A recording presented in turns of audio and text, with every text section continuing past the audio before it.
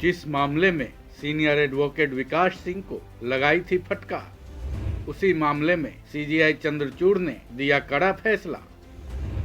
Supreme court bar association को लगा करारा झटका। मार्च महीने के शुरुआती हफ्ते में सुप्रीम कोर्ट में बहस के दौरान एक ऐसा वाकया हुआ था जिसने खूब सुर्खियां बटोरी थी। उसी वाकये से जुड़ी एक अहम बात सामने आई है।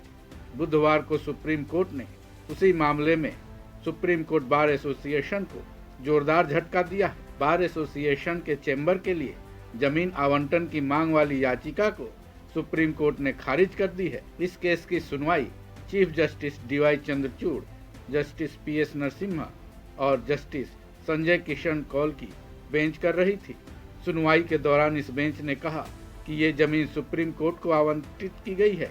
अब इसको एससीबीए के उपयोग के लिए सुप्रीम कोर्ट किसी भी तरह के दिशा निर्देश नहीं दे सकता है।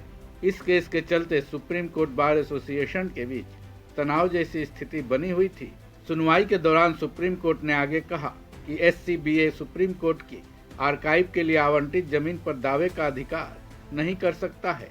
ऐसे में याचिकाकर्ता ने उच्चतम न्यायालय के नजदीक भगवान दास रोड पर जिस जमीन को आवंटित करने की मांग रखी है, जुडिशियली ऐसा निर्देश नहीं दिया जा सकता है।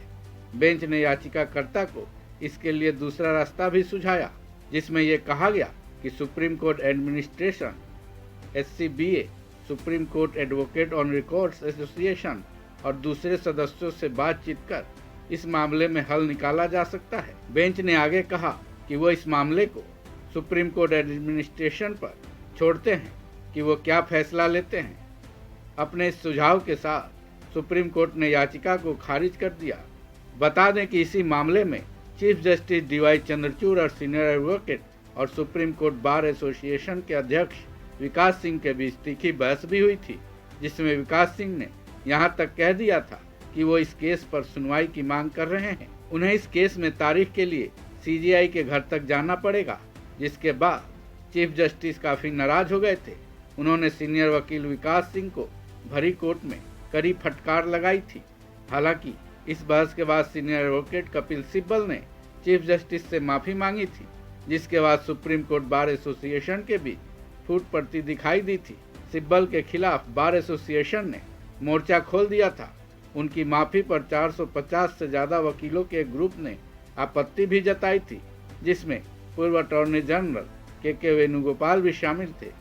अब जबकि एक याचिका खारिज कर दी गई है, ऐसे में बार एसोसिएशन का अगला कदम क्या होगा, ये देखने वाली बात होगी। इस खबर में बस इतना ही। बाकी अपडेट्स के लिए जुड़े रहिए वन इंडिया हिंदी के साथ।